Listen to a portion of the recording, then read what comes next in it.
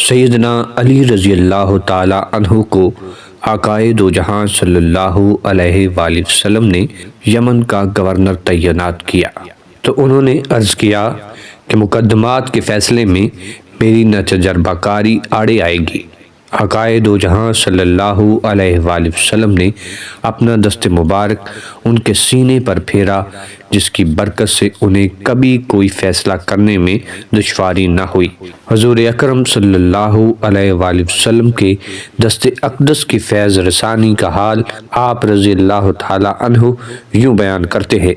کہ حضور اکرم صلی اللہ علیہ وآلہ وسلم نے